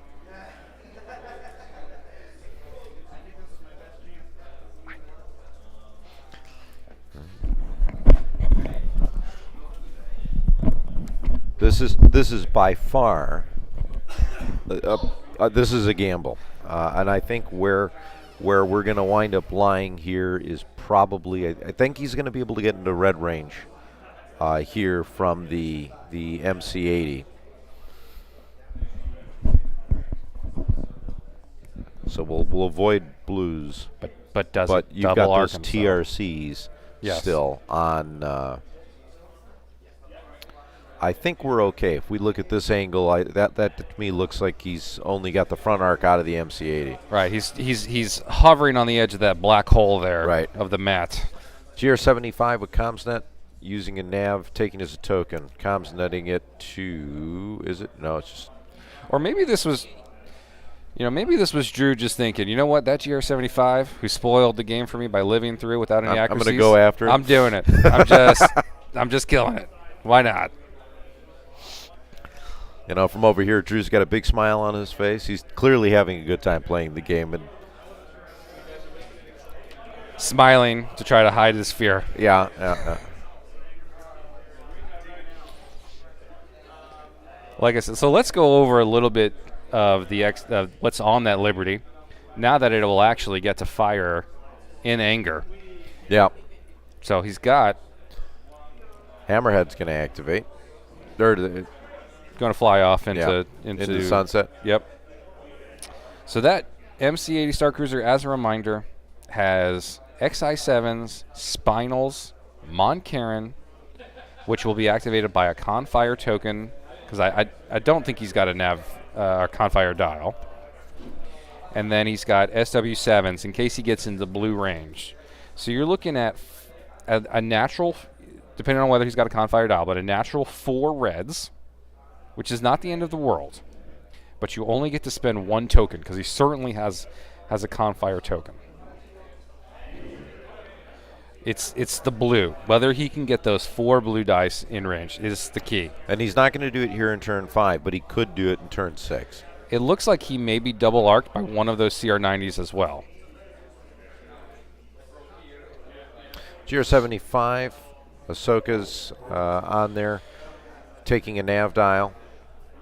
Because there's no Jaina's light, he needs to activate that blue CR90. That's one with Ezra on it. To get it out of the way so that other CR90 can add damage to it.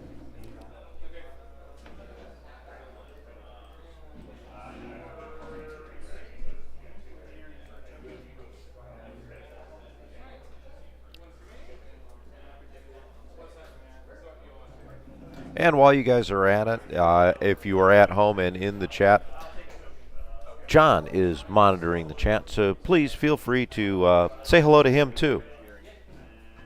Engineering on the MC-75. Clearly anticipated a brawl. Yeah. Landing on the debris field. Really inconsequential at this point. Yeah. We're going to show you a slightly different view here. It's on the table. It's clear. Weather in Chicago, it is nice and sunny out here. We have blue skies as opposed to the snow we had yesterday. For the first time, the weather is nice here in Chicago. What that is doing for our players, it's blinding the other room. So, clearly they're playing a lot of Solar Corona. Yes. Love it. You can see Alessio here measuring, seeing if looks like he's got a double arc, but in long range. Right.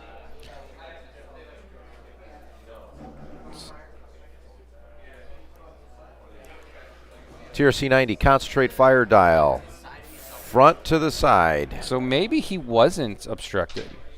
No, it didn't look like it. There's 2 hits. There's the confire. TRCing that to a double. That goes to 4. I think at this point you redirect it because you want to have that brace. Yep. Evade, redirect, so probably evading the double, redirecting the other 2 to the front. Hold on, trying to save damage. So it's interesting that Alessio decided to activate that CR90 first, and he doesn't get his side shot because that side shot is obstructed. So he loses a shot there. Just something to think about. And has the blue CR90 already activated? Blue CR90, I don't believe is activated yet. Okay, no. Top around. Excuse me.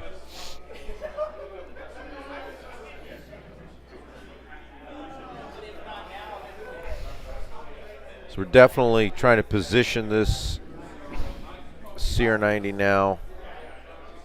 What are we doing here? Did it ram the Liberty? Yep, so it's moving at speed 2, rammed Liberty, staying where it's at. So it's going to have the ability to make another TRC shot. Yep. In turn 6. I am fairly positive that what Alessio wants to do here is make sure he will, no doubt, be able to take out that assault frigate.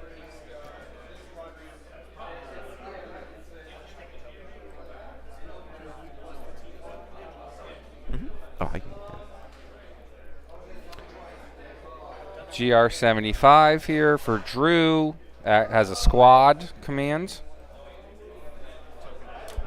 Oh, it takes as a token.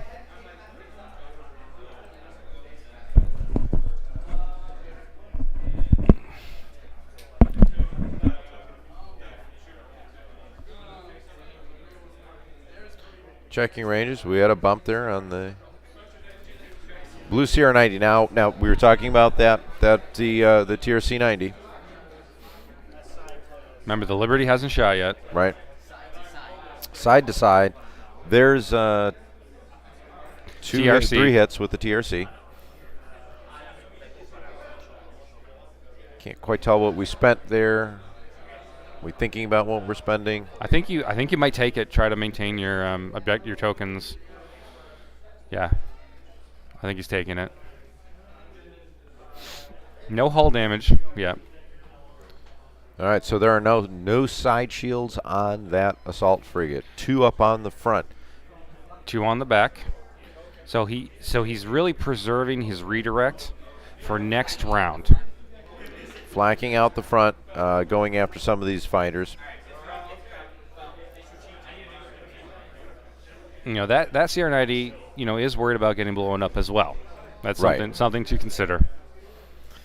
And I'm pretty sure that's one of Drew's objectives here is to hurt it. Now, since it's no longer going to be in a side arc there where it can actually the assault frigate to do much damage, we are going to be looking at the squadrons having to do the remaining part of that damage because there are no front or side shields, or the right side shields on that ship. Right. So he's going to position Gold Squadron to try to get to that GR75. I would think. But he might be out of range and not able to activate.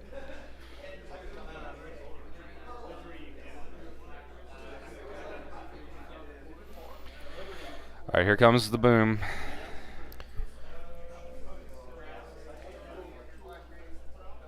MC-80 showing a nav dial. Front to side shot.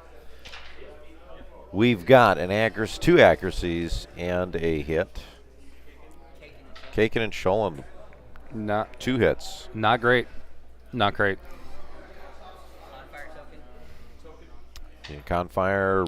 Ooh. Only 2 damage from the big boom. Now, I don't think he spent his brace. Burns the evade. Interesting. So no damage comes through. Here's some flak on the fighters. That looks like wedge, maybe. I would tell you also, I would not have expected Mon Cairn to do no damage. No, I'm going to agree with you there. But now I think the question is, I'm going to go back to the overhead view to see where we may wind up putting this. Trying to set up a double arc, trying to get in blue range. That's your goal here. Yeah.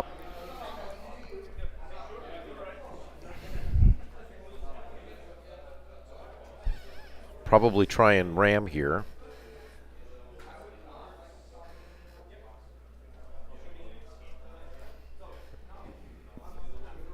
Still a very fascinating game.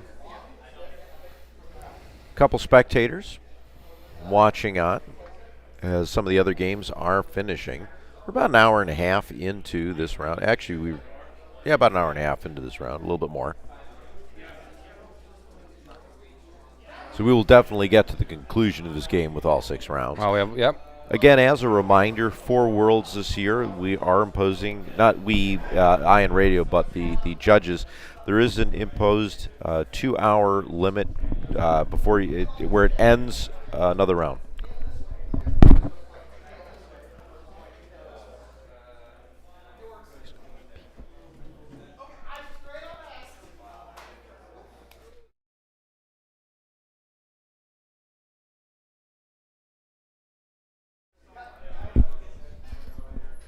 Still trying to figure out where we're moving that Liberty. Finally got the movement here. Hey everyone, I decided to bump Ryan off of here and say hi myself.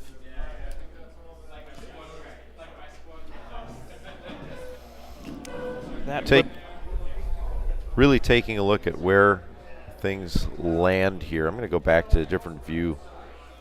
Just trying to see where all these ships are going. That looks like that might be a double arc from the Liberty into the side here. of that assault frigate. Now, again, the assault frigate will get to move first. The top assault of the frigate round. gets to move first, but that aggressive placement will allow the player to Squadron get phase. blue dice in then. So getting those blue dice in is going to be very good for just raw damage with a SW7. So no matter what, every blue dice is just straight damage with Mon Carin blocking tokens and having no shields on that side. It should be able to punch through and maybe even ram it. And our fighters moving forward. I think our assumption here is correct. We're going to see fighters doing their best to attempt to hurt. So here's Ketsu.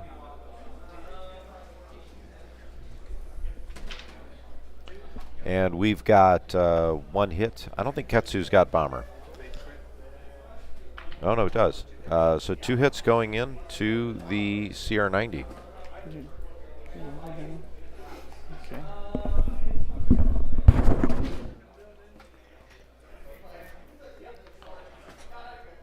Moving along, let's see what else are we going to do. More squadron movements here.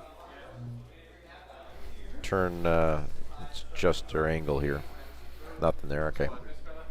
Rogue squadron. That looks 1 hit. Evading. Oh! Now staying around. Rogue Squadron, often a miss. Ryan is back. If I were Rogue Squadron, I would try to hop back on that station to heal a hull point, because he's only got 5 hull, and he's in danger, I think. Well, Rogue jumped in to make okay. the shot, so. Can't do that yet. Nope. Next turn, next turn.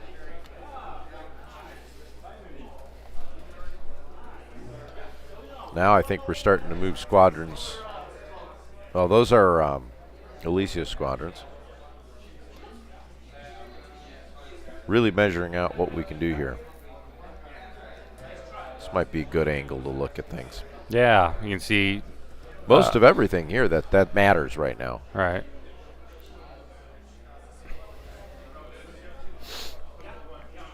You got Tycho, VCX down there, probably out of the fight. Yeah.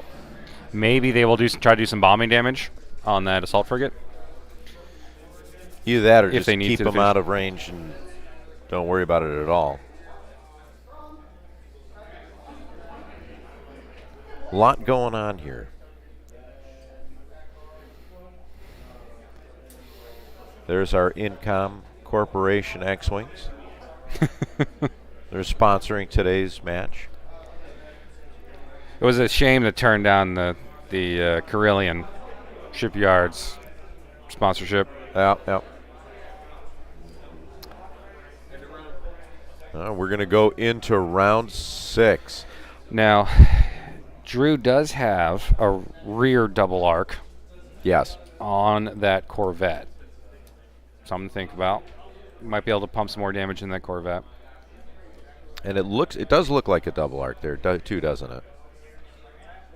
I don't know if we can get a good view of that on screen. Yeah. Yeah, it looks like it. So I'm sure they'll tell us from the table. So final round. Here we go. A lot could come off the table. If we could get high. So key to remember now, we're thinking about points. How many points is his flagship, Ken? The assault frigate, about 103. 103 points. Something to keep in mind. Assault frigate, squadron dial. Using an engineering token to fix up some shields. Now has 2 shields on the left side. 1 on the rear. Critical. Good move, because he's still got the redirect. Yeah. Squadrons. We're moving some squadrons here. Let's see what we've got. Gold squadron moving in. Yep, we are bombing the CR90. 2 hits. Nice. Spending the redirect to the far side, so now there's 1 shield on the rear of the CR90 now. And that's it. Here comes in Wedge. What does he do for bombing? 1 black die. Here we go. Miss. Ooh. I think he gets one more, right? If there's another in range. So it looks like maybe Nora's coming in. Yeah, Nora coming in. Shooting the front. So he can't redirect it to the rear. Oh, and another whiff. Brutal. Yeah, there's no other word for it. So he can still get Rogue Squadron and Ketsu to shoot on that. So he's doing side to rear. There's one shield he has to break through. And we've got the accuracy with 2 hits. And I think that's CR90. CR90 is gone. And so that the Ezra CR90? That was the Ezra CR90. So that is a 54 points. I believe so, yes. So Drew, maybe briefly, is in the lead. has taken the lead at 109 points, if my math is right. And I'm sure Corsic will tell me if my math is wrong. And Alessio has 75. So Drew has briefly pulled ahead. Currently has a 6-5 in his favor. But how long will that last? And if he loses the assault frigate, that will change. So we can easily go from a 6-5 to a 4-7. Yep. Measuring to try and get out of the range of that CR90. But he still has to contend with Montcaron. Right. And he's only going to be able to spend 1 token, even if he can, because with that many blue dice, all of the accuracies that Drew should have had for the profundity drop will no doubt be given to the Montcaron. Right. And he will not be able to spend any because he doesn't have ECMs on that assault frigate, which is a brave call to make. So here he is, really getting close to the edge there. He's clearly staying on the board. So this sets up and remember, that Montcaron's going to ram. Yes. Right? So we could almost automatically just put 1 hull damage on that assault frigate. Yep, we could. Things are looking pretty bleak for that assault frigate. I am, let's see, figure out where we're moving here. This is the GR75 now with a nav. Interesting it wasn't a squad. Maybe I would have tried to activate the VCX and Tycho, but maybe that'll come later. Maybe. So I think we're now back to Drew. Not sure what he wants to do. Looks like Drew also landed in range of the CR90. Yeah, he definitely looks to be in range of that. That will be where the redirect comes in handy, because he can definitely at least... Here's one of the squads going in for a bomb. Yep. So he's got a VCX and Tycho to bomb. Let's see what he goes with Tycho first, looks like. That's a hit. Redirecting that to the front. There's still shields on the front. To the side. Oh, to the side. So status on the assault frigate, 1 on the front, 1 on the right, 2 on the left. Sorry about that, Ken. I had that wrong.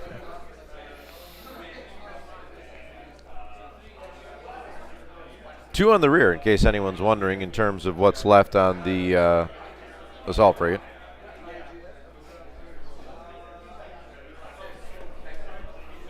GR75, nav, going to try and get out of trouble.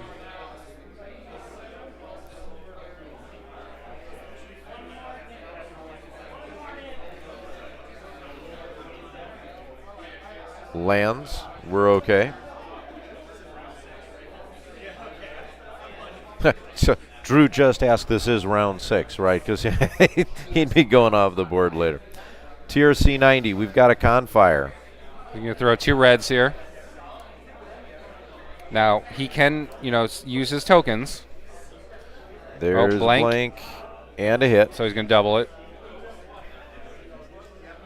Or re-roll. It's for an accuracy. So he's making a decision here. Yep. Whether he wants to turn the accuracy into a double or preserve the accuracy and turn the single hit into a double. I would think you just go raw damage, but it does give him a chance to spend defense tokens. Yeah. Specifically that redirect. So, what would you do in this case? I would. So there's one shield on the. How many? What's the shield situation? If I recall correctly, we've got it's 2 on the left, 2 on the rear, 1 on the front, 1 on the right side. So I would accuracy the redirect, and then turn into a double. Yeah, and then you have no shield on the side. I guess you could brace then and make it 1. The evade's gone. Yeah. So he only has defense token suite, a redirect, and a brace.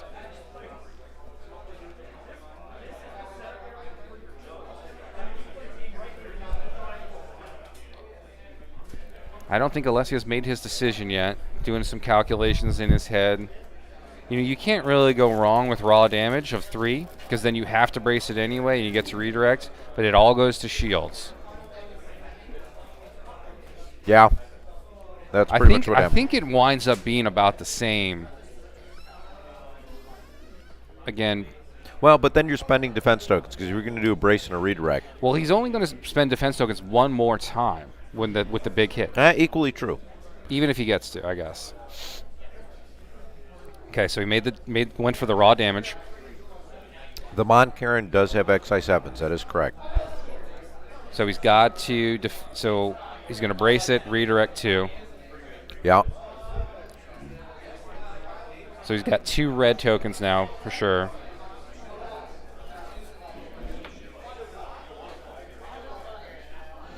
Montcairn almost certainly will get 2 accuracies, I think. Drew's thinking. He's bracing it to 2. Will he redirect it? I think you have to. Burns the redirect. Yeah. Sent to the rear.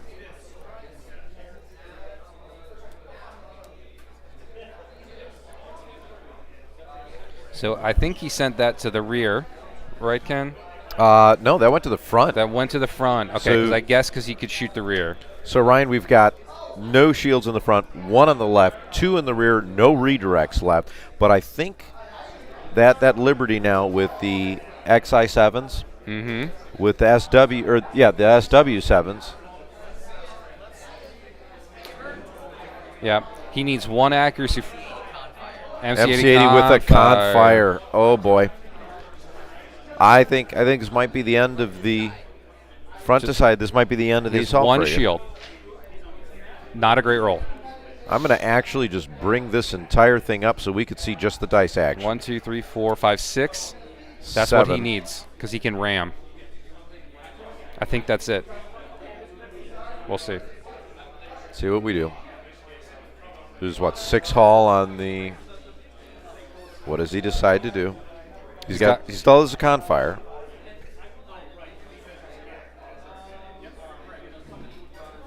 He got the accuracy.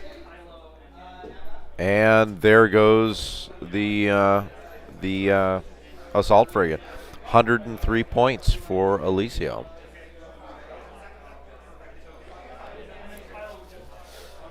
So 178 for Alessio, if my math is right.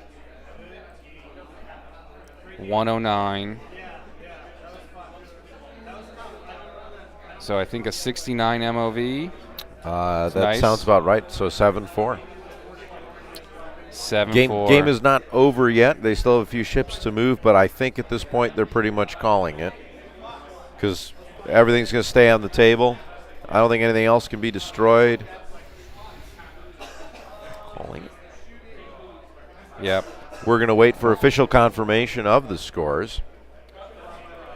Alessio is the king of the 7-4. Yep, they're ending the game computing the scores, so we're going to know momentarily if we do have the correct score. So, Ryan, we're going to go back to the presenter cam here, and let's talk about this game, because this was this is one hell of a game. That move that Drew made with the assault frigate was bold. To literally go in and try and take out that Sierra 90. Now, let's be honest, he did do exactly what he wanted to do, which was take out that CR90, scared the GR75 away, but it came at the cost of the Raddus flagship. Yeah, I think, it was a bold move. Drew was trying to get the win rather than go for a small loss. Right, and you have to commend respect him that. for that. Absolutely. It could have gone either way. I think it was probably a lot closer than Alessio was kind of expecting with that. Very bold choice to go for it. That's why, those are the moments you play Armada. Remember, Drew's played 4 games already yesterday. Right. He knows his fleet better than anybody else, and very close to being able to tank that shot.